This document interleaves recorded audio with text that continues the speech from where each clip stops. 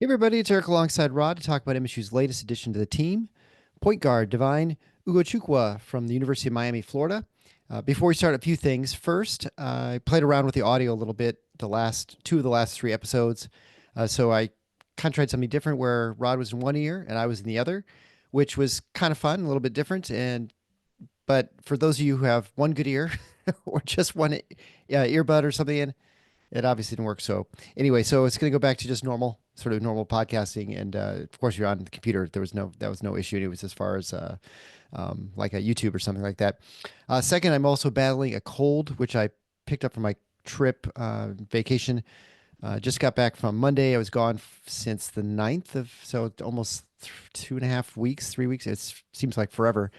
Although I left rainy weather and it came back to rainy weather, so I guess maybe things are about the same as Michigan as far as when I left. It was my first time in Europe, Rod, in 30 years. It was a long, a long time ago since I was there, and first time ever in Italy and Greece, which was really a fun trip. It was a trip that we had originally planned back in when my daughter graduated from high school in March of 2020. Got canceled Know how for that obvious goes. Yeah. reasons. Yeah. And so that was our first trip after my son had passed away, sort of like our first time to kind of get away and sort of kind of figure things out. Sort of that got canceled. It's sort of just been hard to sort of reschedule. So both the kids are out of college. So we left right as soon as, I mean, my son had his final and just a couple of days later we took off. So he got back up, drove up from Purdue and we took off and it was Monday was brutal. I know you've traveled many more times to Europe, so you're more used to, with your band stuff and stuff that you're used to that. But traveling back 7 time zones, it was weird leaving at 1:30 and in the afternoon and landing at 5:30 in Detroit. And yet it Well, was this 11-hour flight. You're flying over Greenland and Iceland. It was a long ways. yeah. Try doing Asia or Australia, and you're losing days. I But can't it imagine is. It it's takes a confusing. lot. It can take a lot out of you, especially if you're not used to doing it. Um, but all you've missed to catch you up in Michigan State basketball land is, some people upset that Tom Izzo's not willing to spend millions of dollars on transfers, and how can this team possibly compete with the roster they have? So it's status quo. It But sounds, we'll yeah, talk like nothing about changed. that's an unfair. I am, of course, talking about what is admittedly a minority. It's a minority I don't love hearing from, Yeah. honestly. It becomes a real drag and depressant, and it's annoying. And it also tends to be fact avoidant as well. So That's a besides kind that, way of it's putting it. great. Well, But it's yeah, also, I would just say that it's one of those things here too, when you look at it right now, there's not much to talk about in the season. And so the few people who are into it are people who tend to be hyper focused, sort of that's true. hypercritical or Yes, concerned I about think those that's things. all fair. The average That's all fans, fair. like, they're just gonna show up and like, oh, who's I this new guy? You know, I would just remind those people that um, virtually every criticism that I've seen articulated of where Michigan State's roster is after they've done what they've done in the portal this year was said at this time last year. Virtually every single it's bit of it. And so you would hope there's learning, but there never is. There's no, never learning, there's never growth. It's just the same thing on repeat. And you would hope that people would get past that, but oftentimes they don't. I blame our educational system in part. We don't teach people to think very well. But anyway, I digress. I could go on about that for a Rod, long, you're long waving time. waving your fists at clouds right now. Right, But exactly. I'm I'm but I'm I'm I'll say I'm this. doing the thing that I accuse many of those people doing, which is screaming into the abyss. I said, I will what are say you this getting though. out of it? The reason I first got turned on to this show many years ago is because it was a voice of sanity. It was a voice of reason. It was a voice of not hyperbole. Because you listen to sports talk and it's all hyperbole. That's sort of what gets listeners, that gets eyeballs, it gets clicks. We're not that way. We never have been. We're not any rush to become that way to try and get a lot of clicks and stuff like that. So we're No, not going to it's have a about lot of sensational yeah. headlines. But I think that's why our listeners appreciate the show because it's I not hope like so. yeah. I mean, I I'm a much smarter consumer of Michigan State basketball sports. I mean, certainly now I'm deeper in it than before, but because it's just, this is a reasoned approach. We care about this. We care about the team. We care about the school. We care about the sport, but we're not going to just go off the rails when it's unwarranted. There are times when it has been, but not very often. And certainly this sort of thing. I mean, if you haven't learned by now what things are going to be, you're just never going to learn. That's okay. But, that's why I'd recommend tell your friends about the show, every once in a while though, I I don't think it's okay. And I very Well, okay. much enjoy forcing people like that to confront reality. I'll admit it. I enjoy it. I enjoy getting them angry. And they deserve it. But on balance, you're correct. That is it's always been the goal. And also at the same time, uh, and I turn to this probably at least once or twice a year, whether it be here or on the Spartan Mag board, where else, wherever else, Twitter. This is supposed to be fun. What? Sports? This is a pastime. It is enjoyable because none of us have our paychecks impacted by what happens. None of Mm-hmm. us have our future financial status impacted the way that say players do by Sure. Or what coaches. happened. Yeah. Right. Mm-hmm. And so it's supposed to be fun. And the lengths that so many people go to make it not fun, or I guess maybe another way of putting it is that they bizarrely have fun when they're miserable. I've never gotten it. I've never understood it. And like I say, there are times where I very much do enjoy pushing that in their faces because I think they need it and I think they deserve it. They got it coming. You know, everybody gets to have an opinion, more or less. I mean, it's a cliche, but it's mostly true. Sure. But what you don't have entitlement to, in my book at least, is to have your opinion stand without in turn having it challenged, Mm-hmm. you know? But all of this is actually very apropos discussion. We weren't planning on talking about this, but it is very apropos because of what we're going to be talking about, which is a player that is committed to Michigan State, that when his name first surfaced, there was a lot of in the on far too much online fan base, there was a lot of negativity around it. I think Mm-hmm. as time has gone on, because that recruitment, quote unquote, the period from which his name got on the radar to the period he committed actually took several weeks. I think there has been a um, a more rational turn to the understanding here as to why this particular player made sense, and that actually his potential to be a pretty effective player, I think, is definitely there. Mm-hmm. I think there's Yeah. very much upside to this player, and I think he showed things last year as a freshman that were very much indicative of that potential of a ceiling that could actually be quite high if enough things cut the right way for him. And at the same time, I think he's also capable of giving this team this year what they need. Um, so again, there's a reason I think why the conversation headed the way it did because there, as I say, there was so much negativity around uh, Divine as a prospect when he first got on the radar. Um, but we're going to talk about some of the whys, why Michigan State was interested, what he did last year at Miami, and what he could potentially add to this team this year. Yeah. And I think, it's important to look at his before we get into sort of specifics and stuff.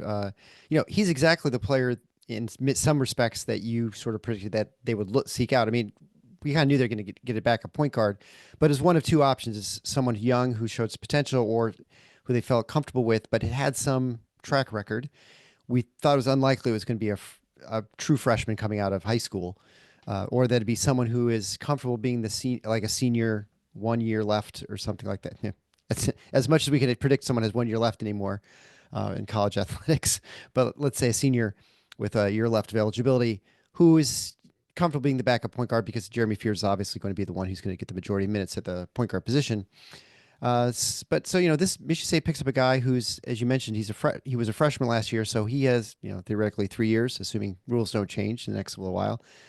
Of course, he can transfer away or things like that, but it's almost in some ways you can look at it as really just a replacement for the loss of Richardson, who was an unexpected departure to the NBA this year.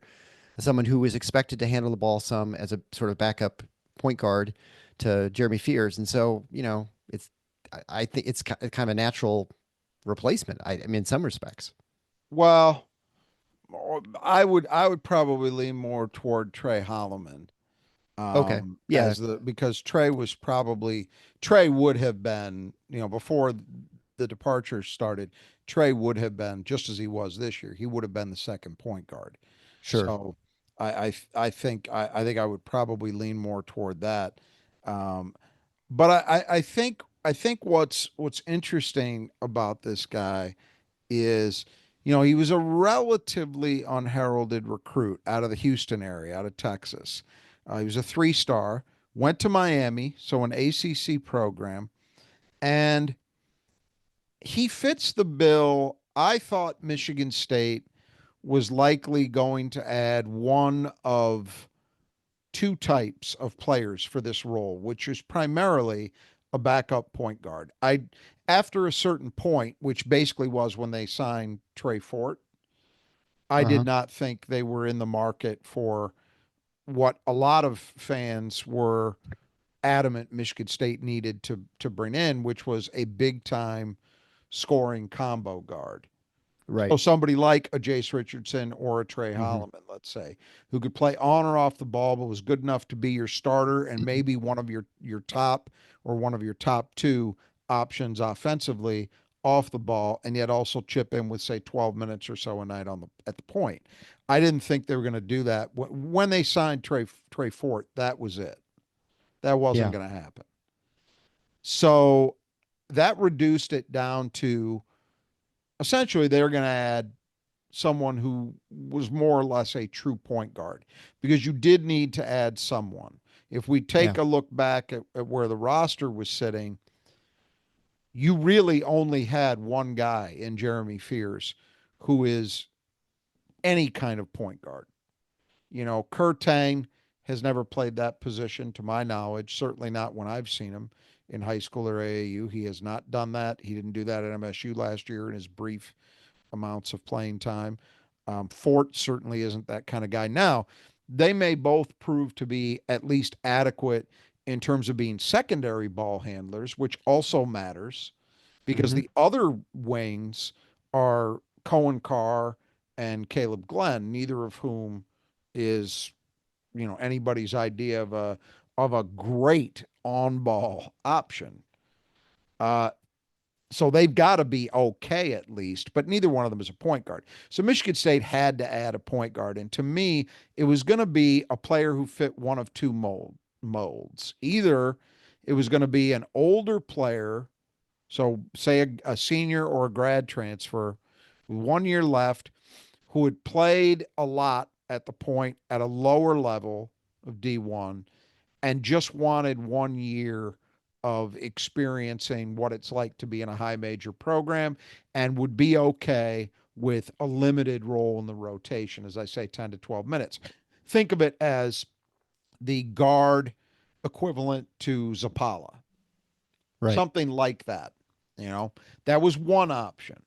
The other one that made sense to me was a younger player, say a guy with 1 year experience, who was okay with playing a backup role, but being a part of a program where they felt like they could grow and maybe mature into something better down the line. Well, that's exactly what Michigan State ended up getting. Now, Hmm. it is worth mentioning, as it stands, he's in the same class as Jeremy Fears. So we'll talk about his Divine's relative strengths and weaknesses, but for right now, at least, based on what we know, it's kind of hard to imagine he and Jeremy playing alongside each other very much. because neither one of them has perimeter shooting as a strength. Right. And if you put that out there, say with Carson Cooper at the center spot, and I certainly hope Cohen Carr continues to make strides as a jump shooter, but that could be a lineup that would really be limited in terms of Yeah. its ability to stretch the floor. So as of now, unless and until we see it proven otherwise, Ugochukwu is really a backup to Jeremy, and that's kind of it.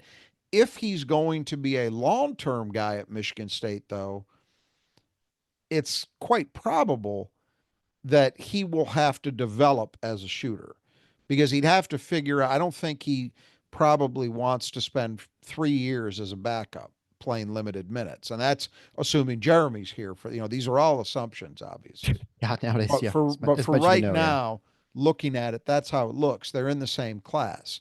So something would have to change in their games that would allow them to play simultaneously in order for it to be extremely realistic that you're getting 3 years out of him. But I would say this, the fact that there's at least the possibility of that, whereas there wouldn't be the possibility if you got a guy with 1 year of eligibility, Right. Right. that's a positive in my mind. That gives Yeah. you the opportunity, at least. You have to see how things evolve.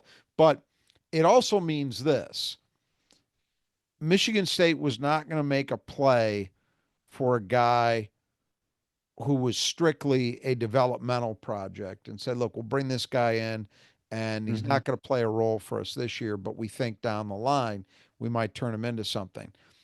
They were going to add a player who they believe is capable of helping right away, right now, because they need that. As I say, they only had one real on-ball guy on the roster, so they needed a second one desperately. That's what they've got in Divine Ugochukwu, and I think he's a player with some real potential, which, as I say, we'll talk about. Yeah.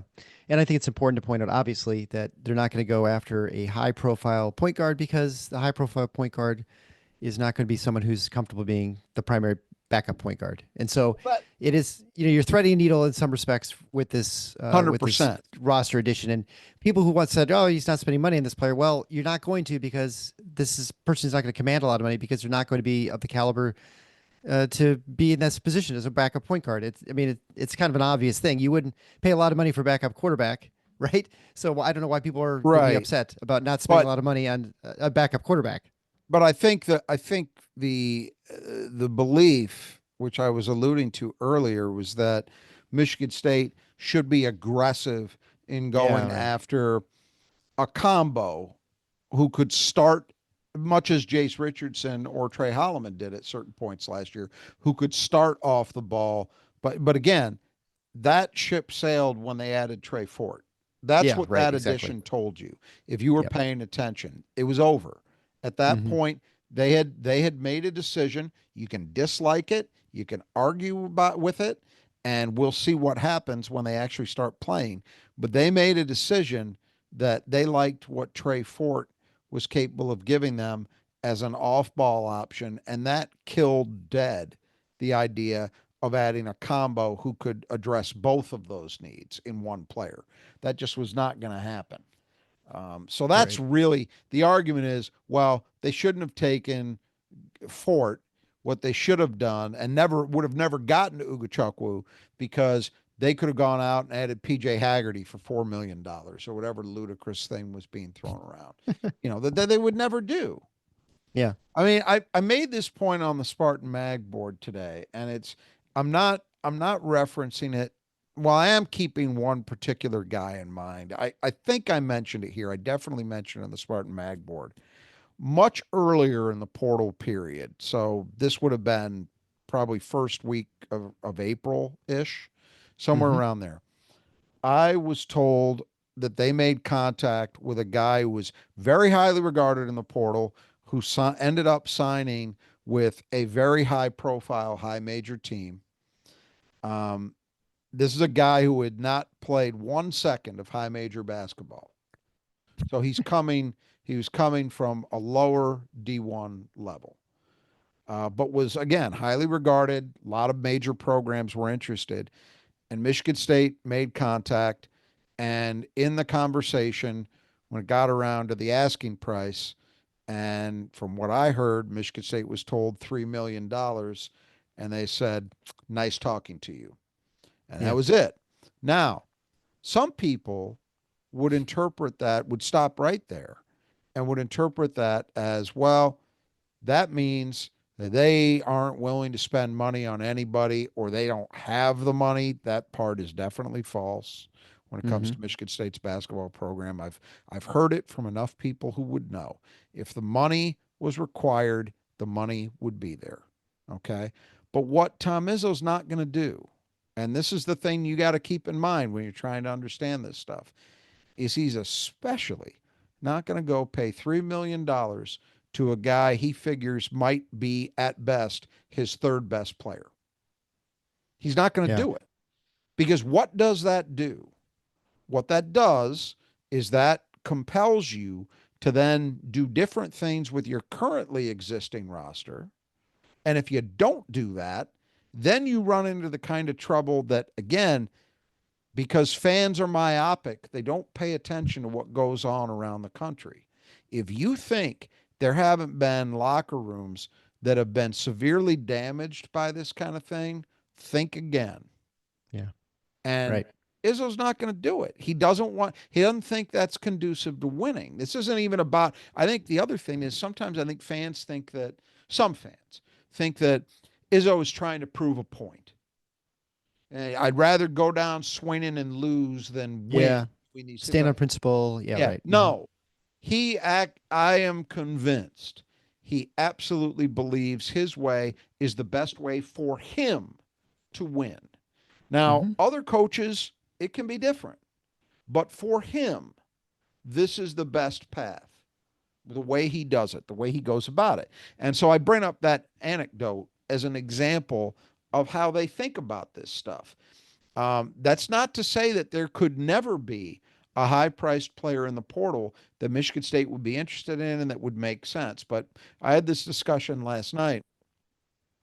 I think the scenario that you could see potentially where Michigan State will get involved in a big dollar portal recruitment is, let's call it the deluxe Joey Hauser. Somebody who they recruited out of high school, ultimately chose another school, played very well, and then opted to go into the portal. Yeah. That kind of scenario, I could maybe see Michigan State getting involved in a high dollar pursuit. But by and large, this Tom Izzo believes in his guys stuff. He actually means it. And I suspect that he is very much a believer that guys like Jeremy Fears and Cohen Carr and Jackson Kohler are set to take yet another step forward next year. And so if he's going to bring in somebody else to add to this mix, he's got to be smart about that on a Yeah. whole host of fronts.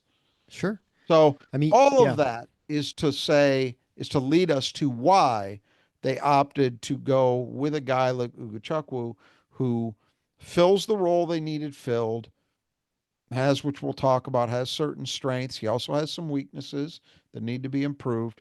But it's why they went that route with him and with Trey Fort, rather than let's go out and spend $4 million to get PJ Haggerty. Yeah. Well, let's talk about specifics for Divine. Brought to you by the Squeegee Squad of Grand Rapids.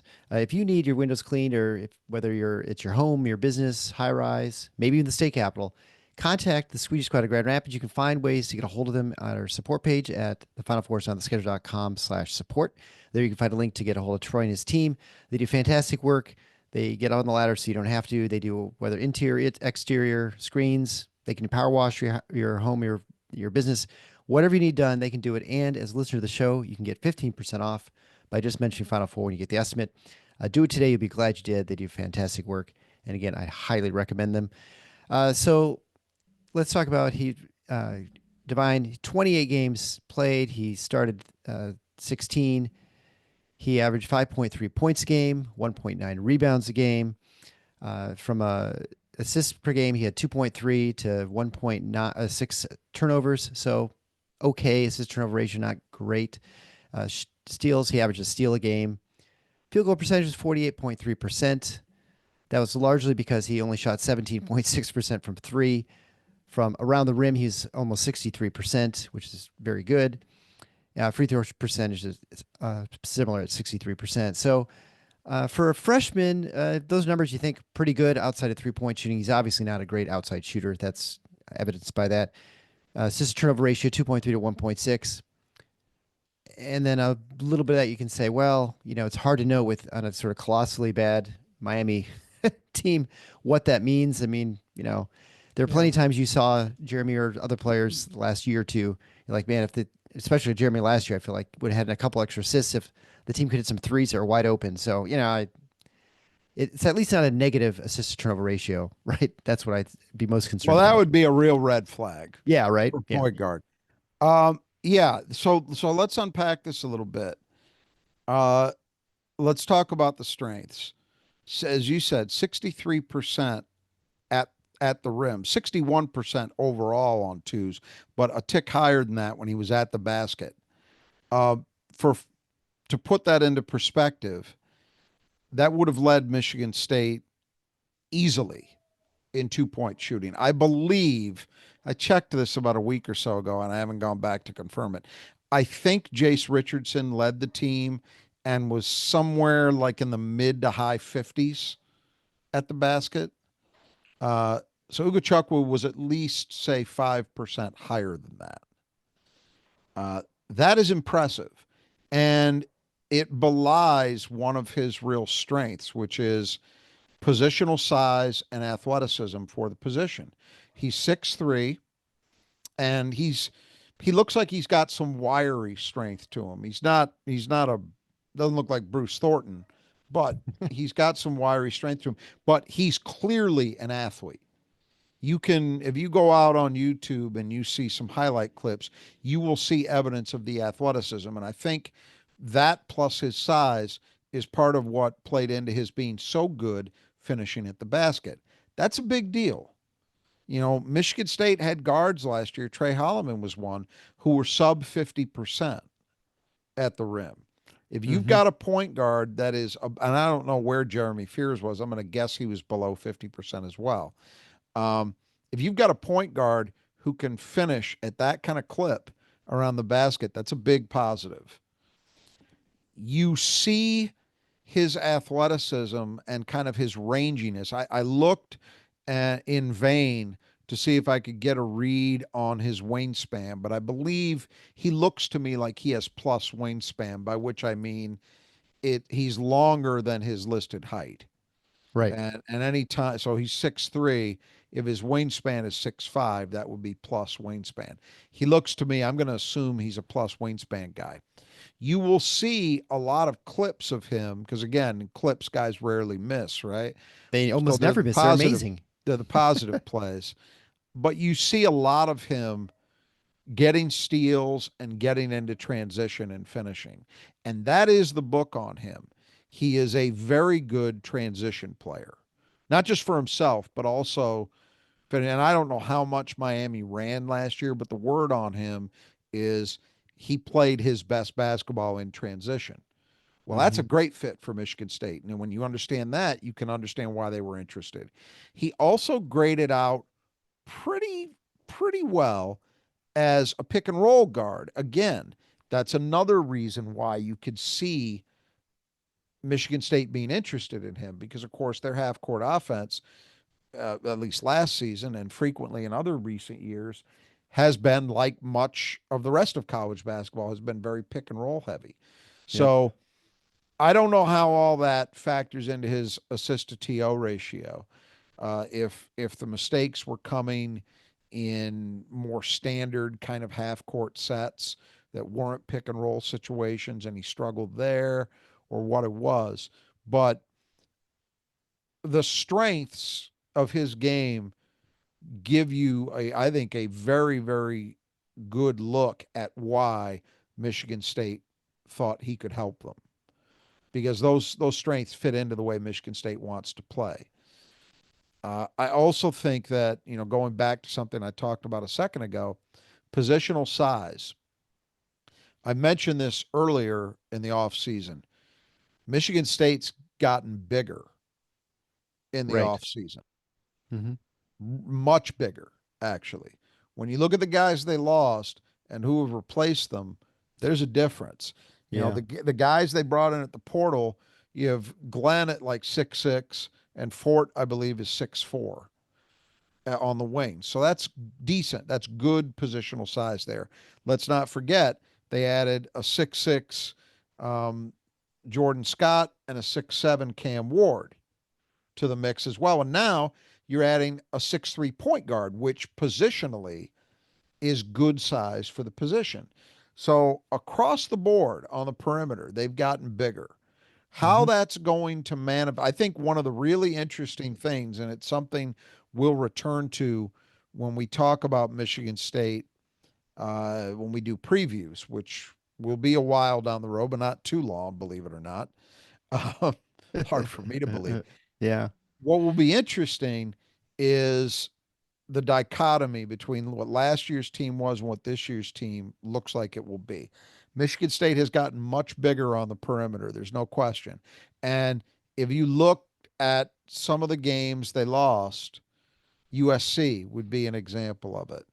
Um, you could make an argument that the Auburn game was an example of it, where Michigan State was going up against teams that had more size on the perimeter and kind of bullied them a little bit. Yeah.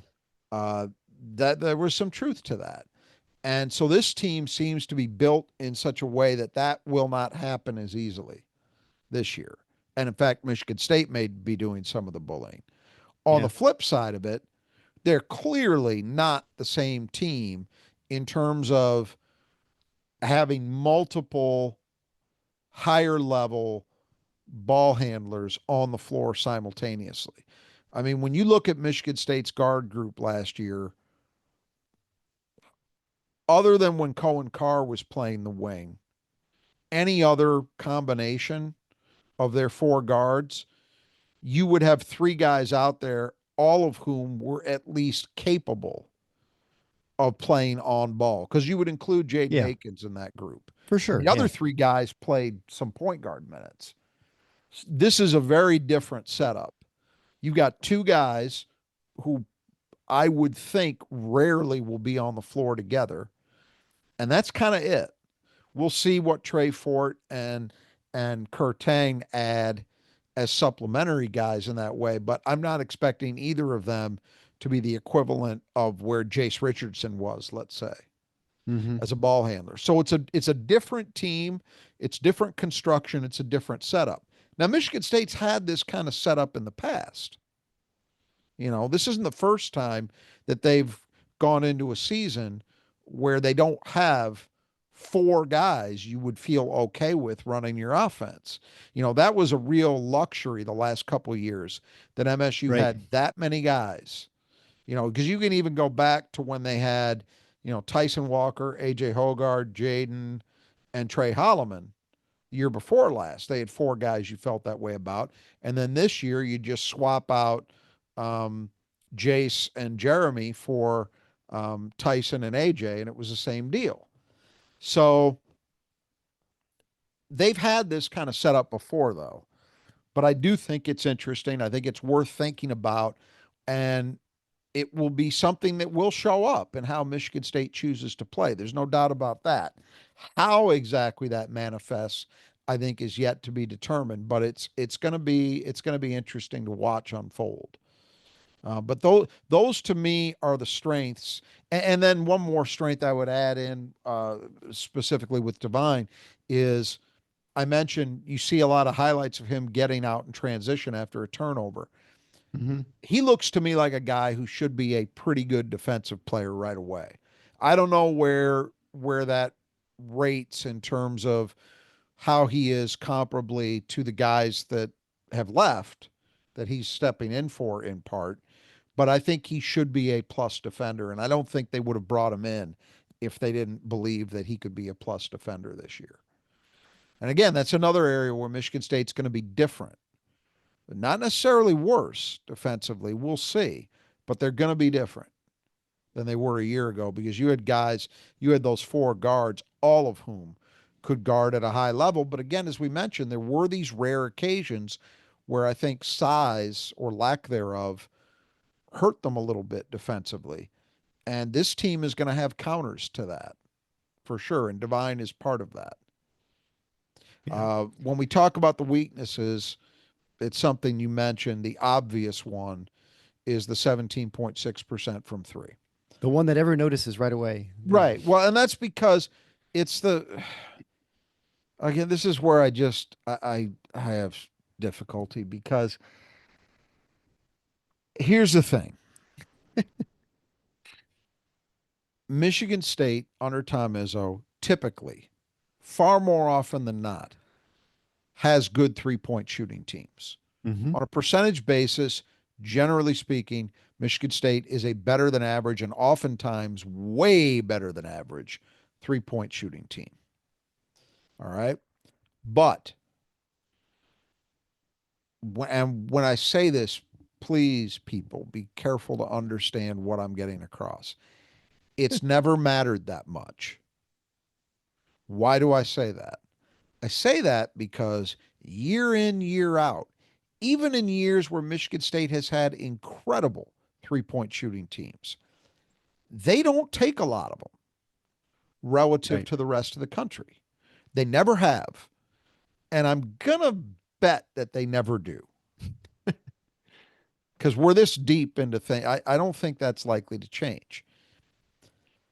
So, for starters with this team, I do think you can make a case with the guys they've added, at least based on what they've done previously as shooters. And what last year's team did shooting the three.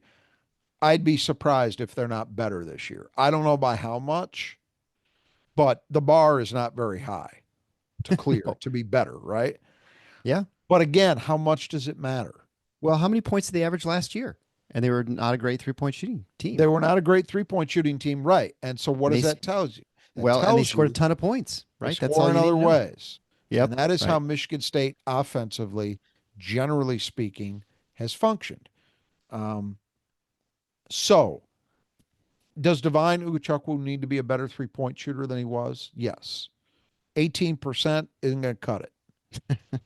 I would say there's some reason for optimism, although you have to temper it. The 63% at the line doesn't help the case very much. Mm-hmm. It's Right. not what you want to see out of a point guard. I will say his senior year of high school, reportedly, he shot in the high 30s from three. Oftentimes, guys struggle to translate their jump shooting in their first year of college basketball. You see that frequently. And then they take up, Trey Hollowman was a good example of that. Yep. Trey Hollowman's shooting from deep as a freshman was not good at all.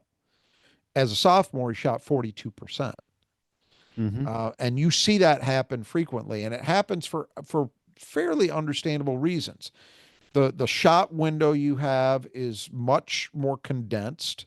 You know, the amount of time you have to get a shot off because the athletes are better at this level defensively. The schemes are played at a much higher level. Scouting is much better, all of that. And it can take a while to adjust. So I think it's possible that we see improvement from him.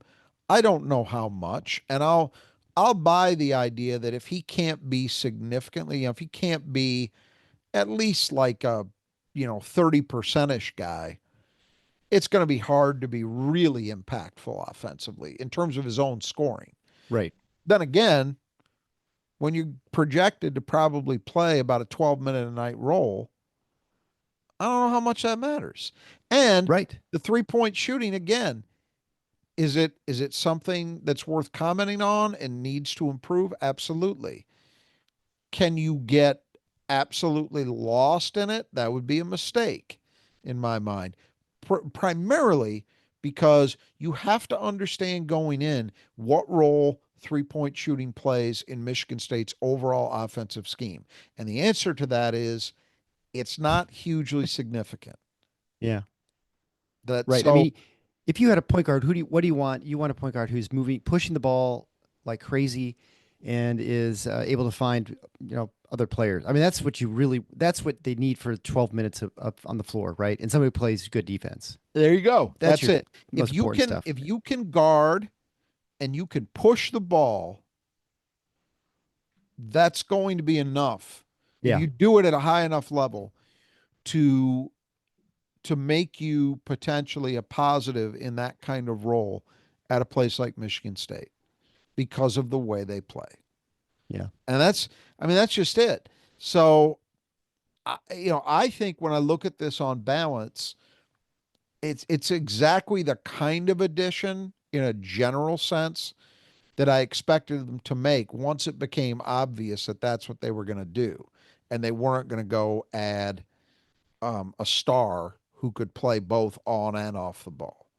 Yeah. Once that became clear, this is the kind of guy, and frankly, in some ways, it's a little better because I thought what they might end up with would be, again, a veteran who would just come in and be steady for those minutes. Ugochukwu has the potential athletically to be more than that. Now, whether he gets there, whether he makes good on all of that, that's very much an open question. And I'm certainly not projecting his development into an all Big Ten level player. But when you look at the package of what he has physically and otherwise to work with, I I don't see a reason to put a limit on it. It's really funny. I saw somebody, and I can't remember where I saw it, so apologies for not making the attribution. But I saw somebody make this comparison. They said, if you talk to Michigan fans, the 14 people that care about basketball, they will tell you that, LJ Kason is set, to make a big step forward as a sophomore. And I Right. think Michigan's basketball staff believes that. That's the sense I have. But what's funny is when you put his numbers next to Ugochukwu grades out as the better player overall. Oh. He did more. Interesting. Yeah. He did more. Now, you can't just take that at face value. You can say, well, Ugochukwu was playing a lot of minutes because it was a terrible team and somebody had to play them. And so how much does any of that really mean? Whatever. Yeah. Okay, fair enough. But there is a point to be made there. Athletically, Michigan thinks highly of what Kason's got in terms of athletic horsepower. I think Ugochukwu might be a better athlete. And you could say he played for a horrible team, and that's all true. But the fact is, this is a kid who is a true freshman, played more than 20 minutes a game in a high major conference.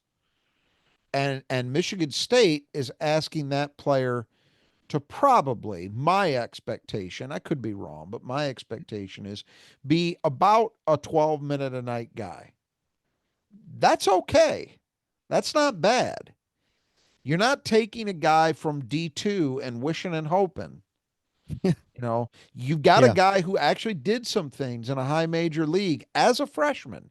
And as you mentioned at the outset of this, on a terrible team. And so you have to keep that in mind. What does it all mean when you're obviously surrounded by hot garbage? Right. Does that mean that you'll be better surrounded by better players in a better structure and a better system, better coaching? Yeah, it might. It might. So I'm actually I'm pretty bullish on this edition. I've been happy with all three portal editions they've made because I think they all make some sense when you look at what Michigan State needed to do. None of them are guaranteed, oh my God, this guy's stepping in and he's going to be a first team All Big Ten player. They're not those kinds of additions. But I think that's in part, because Tom Izzo believes he's got some guys on his team who could be at or near that level coming back. Oh yeah, absolutely. Yeah, You he know? thinks he's got some pieces. Well, if you feel your gutters are hot garbage, friends, make sure you contact the Brothers Who Just Do Gutters. Those guys can fix those gutters so they actually work. Maybe you just need them replaced. They can also do that as well. Cleaned out. Maybe you need the garbage that's in them. Maybe it's not hot garbage. It's just garbage like leaves and twigs and stuff. And you don't want to get on the ladder and get yourself hurt. maybe you want some leaf guards put on them, contact the Brothers Just Do Gutters. They can take care of you whether you're on the east side or the west side of the state. You get 10% off by just mentioning Final Four when you get your estimate. And if you're wondering how to get an estimate, well, the best way to do that is to go through our support page at thefinalfours.theschedule.com/support. Or if you're lazy, tffinots.com/support. There you just click on the link, mention Final Four again to get your 10% off. And they'll come out very quickly, as Rock can attest to, and I can too as well. They took care of both our gutters and took care of things really well. And great pricing, great people. And they'll take care of those gutters before you know it. And, this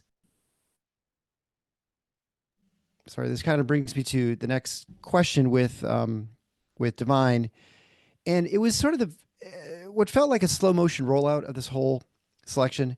And I think this goes a little bit to what you were talking about earlier from an HR perspective. And, the coach for Izzo, he's kind of wears a number of hats. He's not just like almost like a small business owner. He does the HR, he does the finances. He kind of does, the low level hiring and the hiring and the low level and the higher level hiring, firing like coaches and players. And so he's obviously ultimately the buck stops there. He's obviously got people who are looking and giving him opinions of what they think about players. And, when you talk about the player who comes in who says, I want $3 million, it's more an example of when you're assembling a team, whether it's your business or, this is an actual team, a sports team, but you have to have pieces that fit together that have the same vision, same goals, same ways of expecting to get to wherever you're going. And, if you're interviewing someone and the first thing they ask you is, what's my vacation time and, how much am I getting paid? That's probably not the first question, in a job interview. And so if people give you that vibe, that's probably not someone you want on your team. And so you have to trust the person who's in HR, in charge of hiring, to find someone who's going to fit the pieces to be successful in where they're going. And so we've seen other additions to Michigan State through the portal. I think last year it felt a little faster, but maybe it wasn't. It certainly felt that way, like with Sapala and Fiddler was longer only because I think there was a lot of interest from other faster in what sense? You mean from? Well, I felt like, he came and visited, and everyone, it seems like when people would come and visit, there's your decision. Like, within a day or so, okay, it's a done deal. You have your phone interviews or Zooms or whatever they're doing now, and maybe they go down and visit. I'm not sure. But this was, the past when people come and visit it, it's like, okay, so the process is over. The portal marriage is the dating process is pretty quick usually. And so you kind of know right away. It wasn't that way with this. And so, what do you think that means? Does it mean anything? What do you think the reasons are for that? Is it, what are your impressions, I guess, of that slow rollout? Again, I was in Europe. I was 7 time zones away. So maybe I misinterpreted sort of the whole process, but that was sort of my kind of gist from where I was. I think you're right when you're characterizing it that way, from the point in time that that news of mutual interest got out, because he had been in the portal for a while. He wasn't a late addition and entrant into that. He had been in the portal for quite a while before, at least 3 weeks before Michigan State got involved. And so it was a little bit different in that way. I will tell you what my, at least somewhat, let's call it a somewhat educated guess is as to why. This was not a circumstance where, at least to my understanding, where the player was really weighing out, boy, I'm really torn. Like Fiddler was kind of that way. There was like, where's he going to go end up? He was trying there to was decide interest. too. Wisconsin was a heavy player. There was a point in time that Nebraska and Creighton were in that mix as well. And so that was my understanding of how that one went, was there was a real decision there for him to make. That's not this. But when Michigan State got, they mentioned it was Texas Tech and somebody else that they mentioned Michigan State beat out for Ugochukwu, but I'm not 100% sure how accurate all of that is. That, that's the way the people who cover this stuff in that industry tend to like to frame it, the horse race narrative, right? Yeah, right. And it's not always the case. I don't know where that was. There were certainly points in his in his time in the portal, where schools like Texas Tech, Kentucky, there were a lot of high level schools that were kicking the tires on Divine. But I don't know where it was at the point that he visited Michigan State. Um, my understanding is that this was much more a case of Michigan State as a staff deciding if he, in fact, was the guy. Because for the first time in a long time, I mean, like decades, they really seem to be laying the groundwork for um, possibly getting involved with some overseas kids. You know, this Yeah. is this is a story that doesn't get nearly as much time as the portal, but it should. The complete reversal of Yeah. what was the story, say 5, 6 years ago, about European basketball and its intersection with American basketball. Remember the story in the pre NIL days, the story was starting to get to, and I'm talking about like 2018, 19, 20. There were two things that were going on. There were the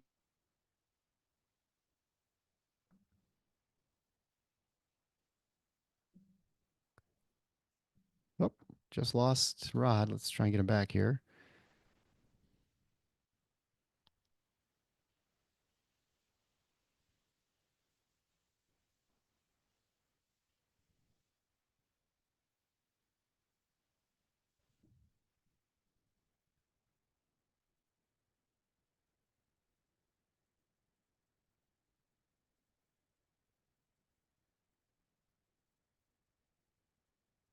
Do, do, do. Sorry about the interruption here, folks. Great technology issues here.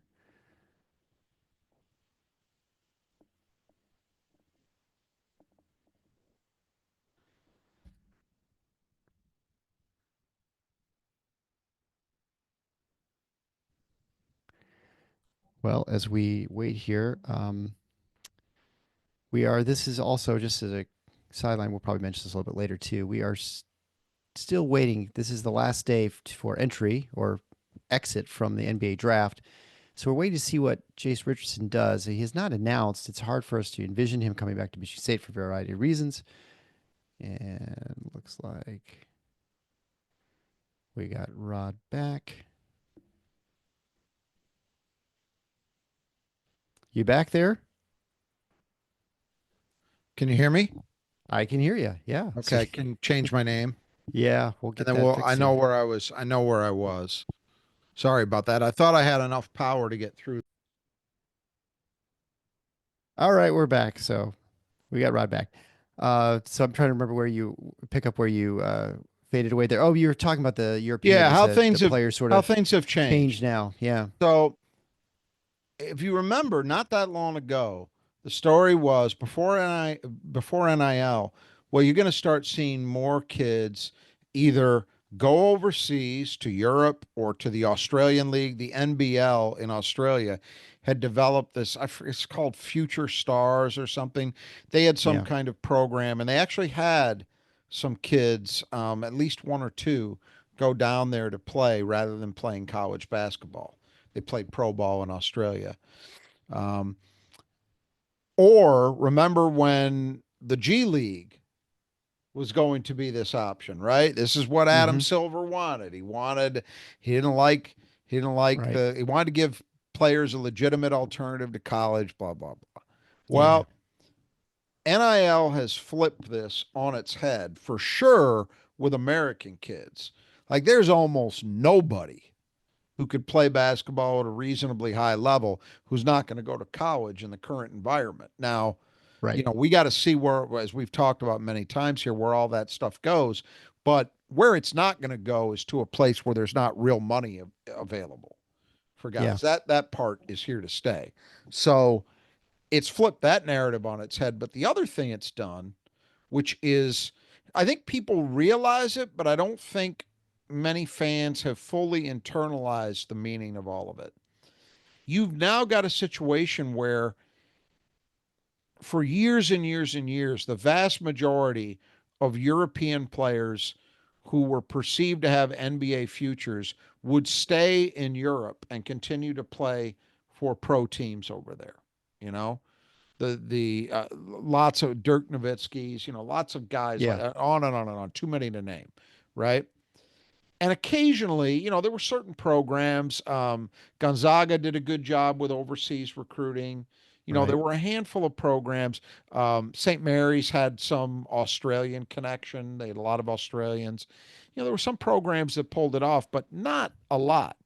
Now we've gotten to the point, it's not even just the guys who are perceived to be NBA players coming over here to play in college because they can make money while Yeah. doing it. But you've got European players who are not seen as potential NBA players coming over because they can make more money here playing Yep. for a college than they can by staying at home and playing professionally. And that's changed the game. So, Michigan State, my understanding is that they have started to really lay the groundwork into establishing relationships over there and maybe getting involved in some recruitments. Now, they kicked the tires on a handful of players, some of whom were point guards. And so that's why I say, when you're trying to figure out how this one went and why it took a while, my understanding is the explanation for that is much more on the side of Michigan State as a staff figuring out that Divine actually was the best option for them, Right. because Yeah. there were other names, some of whom were, again, were overseas players who were in the mix, who were at least being thought about, discussed. And so that's what took a while. And I also think that it was, how can I put this? The visit, oftentimes the visit is, the vast majority of the time, it's perceived to be, well, this is about selling yourself as a school to the player. Uh-huh. I don't know if that was the case here, at least Yeah. not entirely. I think it may have been at least some of the other way around. But regardless, all's well that ends well. Michigan State clearly saw the things they wanted to see, and I want to be careful about this. I don't think that was, well, we need to get him in an open gym run. I'm not even sure that he played an open gym. I haven't heard that he did. That doesn't mean he didn't. But Sure. it wasn't about that. They can tell what they need to be able to tell in terms of his on court stuff. I think in other ways they can get a lot of that kind of information, but there are other things that you can't tell until you're actually in a room with the guy and you see him Right. around. You see him around other players. I'm not even, actually, when he was here, I'm not even sure everybody was on campus. I don't think they all were. Oh yeah, I, because school's out. Because yeah, my daughter's there. I Yeah. seem to Sure. remember hearing that Carson Cooper was his host, because Coop was around because he's from Michigan, So even if he's leaving campus for a while, he's probably not going very far. Right. I think that's how it went, but I think that's the explanation as to why, is that Michigan State was very deliberate in deciding who they wanted to fill that role. Sure. And it ended up that this was the guy they perceived to be the best fit for what they needed. And so that's what we've got. Yeah. Well, if you're looking for the best fit for what you need, head on over to Nudge Printing. They are the longest sponsor for the show. They have fantastic Spartan apparel. I'm wearing it right now. I'll move it a little more on screen. Final Four is on the schedule. You can certainly get this logo T-shirt at their store for just TIFF knots at nudgeprinting.com/TFFINOTS. You can also get anything else at Nudge Printing, all kinds of Spartan apparel, great stuff, super comfortable T-shirts, hoodies, whatever. I mean, now it's definitely T-shirt weather, or on the verge of it, I guess. We're not quite into June, I suppose, but we should be there soon.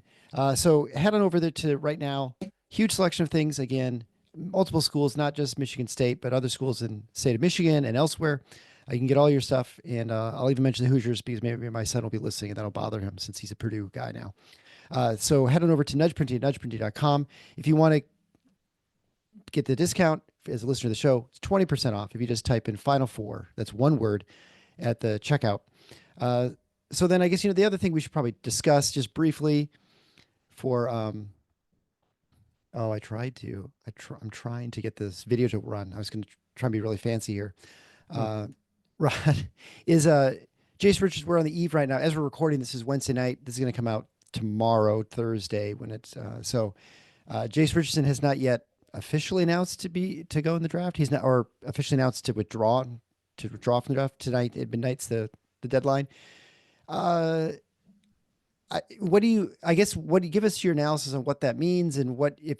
I mean, I think it's probably pretty clear he's not going to come back to Michigan State. I guess you wouldn't say 0%, but it's be about as close to zero as you could get. But I guess you can kind of give us your thoughts on that. Well, we got about 5 hours as we're talking right now. It's Right. almost 7 o'clock. The deadline is midnight, and he hasn't made a statement. Now, theoretically, he doesn't have to say anything. He has to take affirmative action to withdraw. Okay. So if he just does nothing, he's in the draft. Right. Normally, guys make an announcement, and that's how this goes. So I would kind of expect there to be something. I do think it's interesting it hasn't happened because, frankly, I thought it would happen shortly after the combine, and it didn't. I mean, we're at deadline day, and Yeah. we're as I say, we're within about 5 hours. So no, I felt from the moment he declared that it was highly, highly, highly likely that he would be staying in. And the reason for that, I put aside, where you've seen him mocked and all of that. Yeah.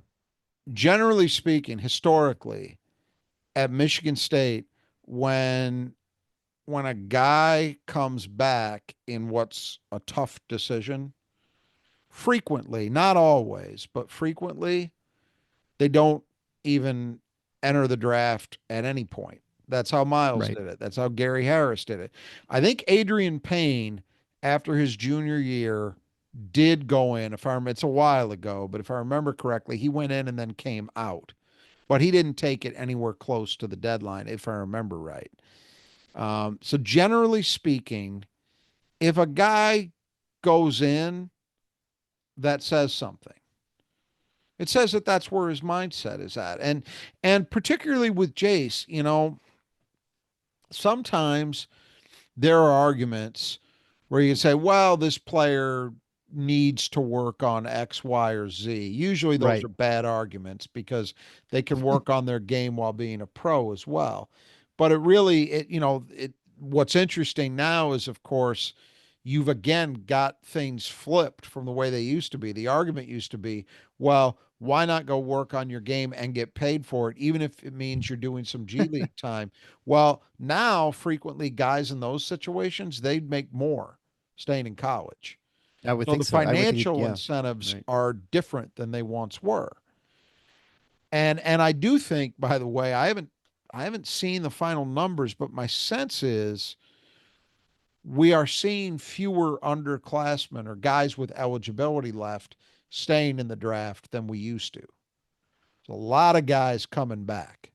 Yeah. And one of the reasons for that is they can make more money in college, which is hmm strange to say, but it's true under Yeah. the current environment. I don't even want to say system because we don't have a system, but under the current environment, that's the truth. None of that really was going to matter for Jace, in my opinion. I thought the one possibility that would keep him at Michigan State is if he kind of like Miles, where he just decided he wasn't ready to leave Michigan State. He just wanted another year being a college student. He wanted another year of building Legos with Cohen Carr. That's what he wanted to do. Yeah. Or that, he had the stuff he talked about, which I believe he believed it, but I didn't think it mattered all that much for his decision when he would talk about, things like, well, he came here wanting to win a national championship, wanting to go for a Final Four. But sometimes for some guys, that could be, that kind of motivation could be there. The trouble with that is that you never have, look at Miles, that Yeah. team was billed as a potential national champion and they didn't get close in the end, not in the tournament. hmm So you can't really, I don't think you can really base a decision on that. So, but once he declared, that told me, well, he's okay. He feels ready with moving on in his life. And so I just felt it wasn't, you'd say it's never zero as long as it's theoretically possible, but pretty close to that in terms of a percentage chance of him coming back. Here's the other thing. So he went through the combine.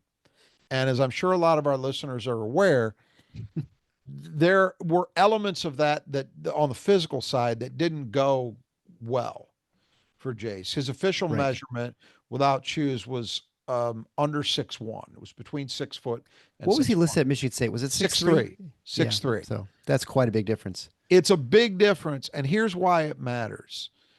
If he was 6'3", if you're an NBA team, you'd still say that's undersized for an off guard role, which was mostly the role he played at Michigan State last year. But you can at least squint and say, well, okay, but we could probably play him there, especially if maybe you had a point guard who is on the bigger side, 6'5", 6'6", which a lot of teams do. And, the Pistons, for example. Maybe you get away, and you could get away with that. I mean, Malik Beasley, I think, is maybe 6'3" or 6'4". But they play him, if they're playing him with Case Cunningham, all right. Case can guard a bigger wing player, big off guard, and Beasley guards the point. You can mix, you can cross match. Right. You get away with it. But man, when you're just a tick over 6 feet, that's really hard, to the point that I don't think anybody's going to realistically do that. So I think what it reduces you to is saying he's got to be a point guard, which long run is always what he was going to have to have a really, really good NBA future. The problem is this. Even during the season, when I would read some of the better draft guys, because there's a lot of garbage out there, but there's a few of these guys out there. The guy for The Athletic, there's a guy ESPN has, whatever. There's a couple of these guys that are better than most and who actually have good relationships with NBA people, and you will see what the commentary is around a player start to make its way into their evaluations. And one of the things that was talked about in regard to Jace was that teams were a little bit hesitant about him because they weren't seeing him getting many opportunities to play point guard. And that's true. He had two guys in front of him at that spot. So his minutes, there were some, but they were pretty limited. Making it even worse, in high school, he went through the same thing because his high school senior year, Columbus in Miami, had one of the Boozer twins at the point. Now, I saw that team play, I think it was 3 times that year. Jace did play some point guard there when the Boozer kid was sitting. And Jace is a better player. He's a better point guard than the Boozer kid. It was ridiculous. That was... I don't know political what the move, hell let's that was, say. but it was, there was never, I mean, it was obvious to me. Oh, Jace is much better. Yeah. But the reality is he didn't play a ton of minutes on the ball in high school. He may have in AAU, but he didn't in high school, and he didn't at Michigan State. So when you start factoring that in, I think a lot of fans' initial response was, oh, Jace graded out poorly in terms of his size at the combine. He should come back. Well, the first thing is that size isn't going to change. That's not going to be any different next year. No growth spurt coming at this point, yeah. But the bigger deal to me is why that size matters is not just that he's smaller. It's because that had an impact in terms of what the role would be that he could potentially play at the NBA level. And so that really restricts him, in my view, to pretty much just being a point guard. If Michigan State had an opening at that position, then you could make that case. You could say, look, come back. You got the keys to the offense. You get a full year under your belt to demonstrate to these people that you are, in fact, a high-level point guard at the NBA level or the potential to be that. And maybe you'll go top 10 instead of 22nd. Right. But that situation doesn't exist. Yeah, exactly. Because as we've been talking about, Jeremy Fears is there. And Jeremy Fears is going to be the point guard. And so that means at most you're probably talking about, 12 minutes a night. So it's not even, again, some people want to make this, do you really want to play in the G League in front of nobody or play in front of a packed Breslin? It's not about that. Is he better off, even if he's spending most or all of the year in the G League, but playing the position he's going to have to play and working on that part of his game? Or is he better off playing college basketball where he's only going to get a certain amount of minutes at that spot and probably not enough to fully answer all those questions? That's the part that, to me, made it pretty evident that he wouldn't be helped by coming back to Michigan State all that much. I don't see a good case for it. But, I'll check my phone here as we're talking and see if anything. Let me offer, while you're checking your phone, let me offer an alternative thought to the whole process. And of course, by the time this comes out, the answer will be said, but this is just us speculating. But I think you could make an argument. Let's say he is really, he really does decide he wants to come back to college. He really wants to work for the Final Four, whatever. And it's not unreasonable for him to come back and say, he's going to make a decent amount of money at Michigan State if he comes back. Quite a bit of money. I think there's no little question about that.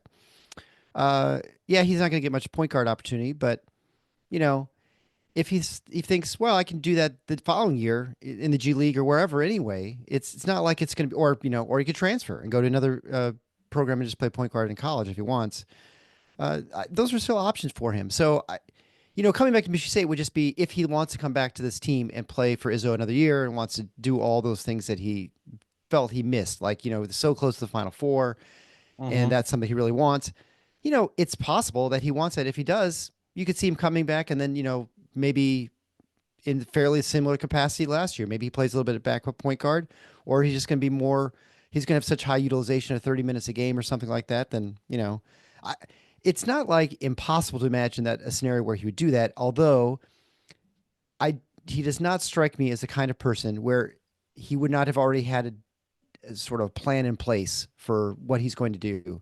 And if he did, he would have told Michigan State that is his plan. Like, he would have been telegraphing this for some time to Izzo, and they would not have been pursuing the players they have been. He doesn't strike me as the kind of person who comes with a last minute, decision. Like, you know what? I've changed my mind.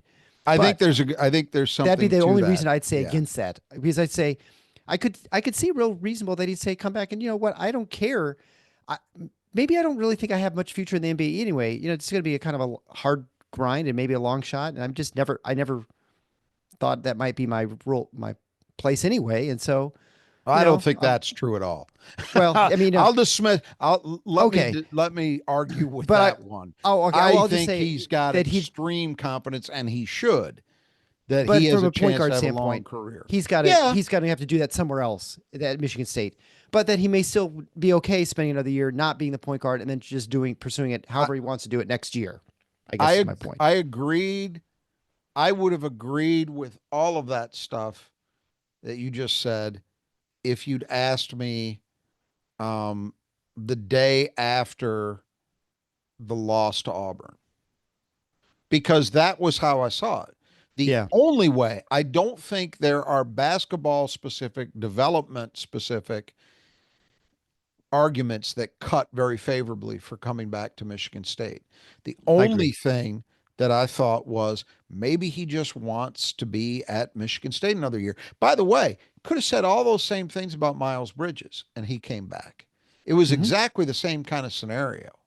Yeah. In that way. Maybe even more so because I think Miles was, pretty much a lottery. He's more obvious NBA. Yeah, he's more obvious NBA. Whereas Jace was entered the draft. He was seen as, his stock was rising continually.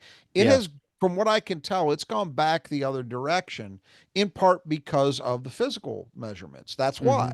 It's very understandable because no longer can an NBA team delude themselves into thinking, well, we might be able to actually have him play off ball too.